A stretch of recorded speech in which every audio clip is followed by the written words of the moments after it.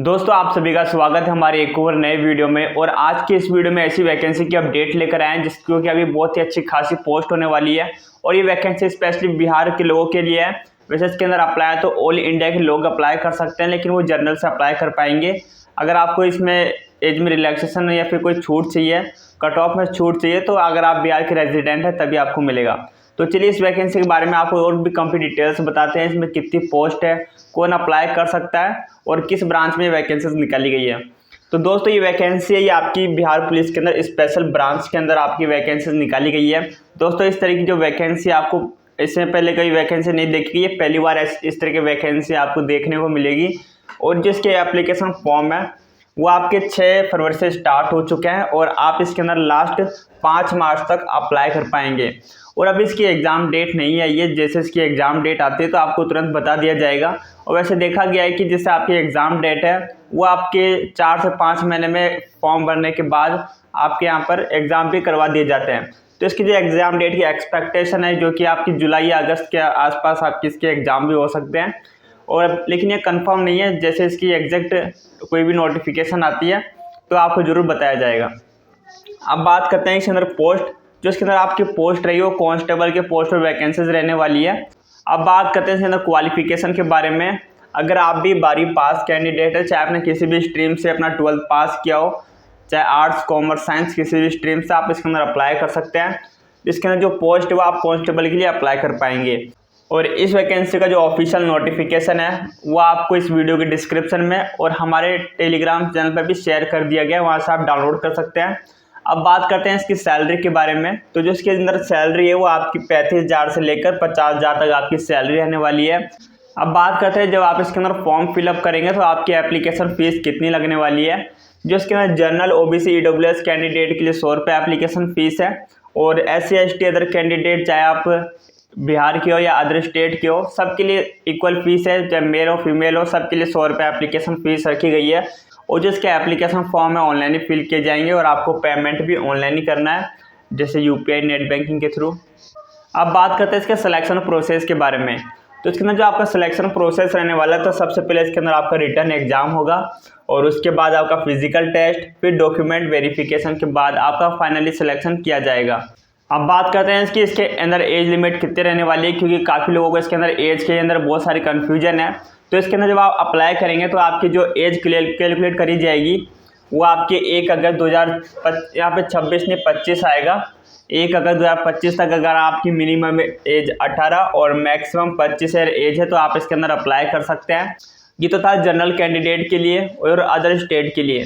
अगर आप बिहार के OBC या फिर किसी SC ST कैंडिडेट हैं, OBC को 2 साल का और एक्स्ट्रा छूट मिलेगा और SC ST को 3 साल का। और जो फीमेल कैंडिडेट है उनको भी यहाँ पर 28 ईयर और एज में रिलैक्सेशन देखने के लिए आप इसका कंप्लीट ऑफिशियल नोटिफिकेशन देख सकते हैं। तो अब हम बात करते हैं कि इसके अंदर क्या एग्जाम पैटर्न रहने वाला है, क्या क्या कौन सा सब्जेक्ट से कितने क्वेश्चन आने वाले हैं। तो ये आपके इसके अंदर आपका 2 पेपर होगा और ये दोनों पेपर आपका एक ही दिन होने वाला है। तो सबसे पहले जो आपका फर्स्ट पेपर होगा इसके अंदर आपकी रीजनिंग, और जो रीजनिंग है वो आपके 50 मार्क्स की। और जो आपका इंग्लिश आएगा जिसके इसके अंदर ग्रामर्स के क्वेश्चन आते हैं और ट्रांसलेशन का और वही ग्राफ वाला, तो इन सभी को मिला के आपके टोटल 30 क्वेश्चन आएंगे इंग्लिश के। और आपके हिंदी से जैसे कि शुद्ध शब्द पहचानना होता है और मुहावरे वगैरह जो आते हैं, हिंदी व्याकरण से आपके 20 मार्क्स इसके अंदर आप क्वेश्चन आएंगे। और इसके बाद फिर आपका जो सेकंड पेपर होगा इसके अंदर आपका GK GS और करंट अफेयर्स के क्वेश्चन आएंगे जो कि 50 मार्क्स का रहेगा। और इसके बाद मैथ के क्वेश्चन आएंगे जो कि आपके 30 मार्क्स का रहने वाला है। और इसके बाद फिर आपका जो बिहार और बिहार का सामान्य ज्ञान, तो ये आएगा आपका 20 मार्क्स का, जो बिहार का आर्ट एंड कल्चर है उससे क्वेश्चन आएंगे। तो इस तरीके से आपका जो परीक्षा को वो ऑब्जेक्टिव टाइप क्वेश्चन रहने वाला है, यानी कि MCQs टाइप। इसके बाद इन दोनों पेपर को मिला के आपका 200 क्वेश्चन हो जाएंगे और आपको जो कुल इसके अंदर अंक मिलेंगे 200, यानी कि एक क्वेश्चन 1 मार्क्स का होगा। टोटल समय 2 घंटे का पेपर है दोनों पेपर को मिला के।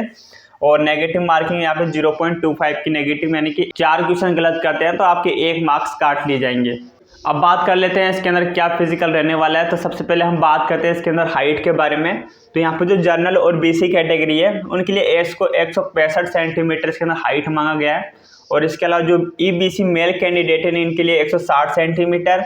और SC ST के जो मेल कैंडिडेट है इनके लिए 160 सेंटीमीटर हाइट होनी चाहिए। और इसके अलावा जो ऑल फीमेल कैंडिडेट, चाहे वो जनरल से हो, SC ST OBC से हो, किसी भी कैटेगरी से हो, सभी मेल फीमेल कैंडिडेट के लिए 155 सेंटीमीटर उनकी हाइट होनी चाहिए। और अब बात करते हैं यहाँ पे चेस्ट के बारे में। तो जो चेस्ट है वो यहाँ पे जनरल, OBC और EBC के लिए यहाँ पर 81 सेंटीमीटर उनका चेस्ट होना चाहिए बिना फुलाए, और फुलाने के बाद उनका 86 सेंटीमीटर होना चाहिए, यानी कि इनको 5 सेंटीमीटर उन्हें एक्सपेंड करना पड़ेगा।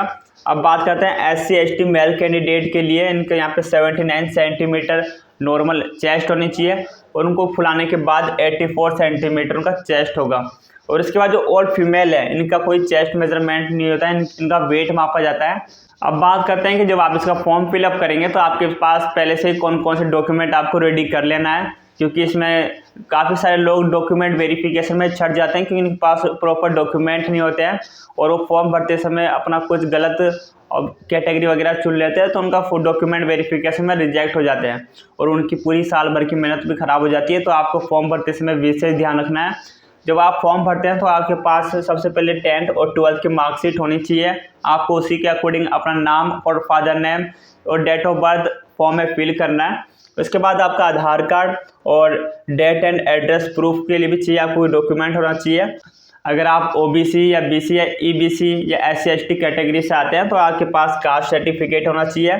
और अगर आप बिहार के निवासी हैं तो आपके पास डोमिसाइल सर्टिफिकेट भी होना चाहिए, और आपके पास NCL भी होना चाहिए। और इसके अलावा आपकी सिग्नेचर हिंदी और इंग्लिश में, passport size photo, Gmail ID, mobile number, ये सभी डॉक्यूमेंट जब फॉर्म फिलअप करेंगे ये सभी डॉक्यूमेंट आपको रिक्वायर्ड है। दोस्तों ये थी बिहार पुलिस की स्पेशल ब्रांच की 83 पोस्ट जो वैकेंसीज निकाली गई थी। इसकी कंप्लीट डिटेल्स, क्या क्वालिफिकेशन है, इसके बारे में हमने सभी आपको बता दिया है। अगर फिर भी आपको फॉर्म भरते समय कोई भी डाउट रह जाता है तो आप हमें कमेंट में ज़रूर बताएं, और अगर आपने अभी तक फॉर्म फिलअप नहीं किया है तो आप हमें कमेंट में ज़रूर बताएं।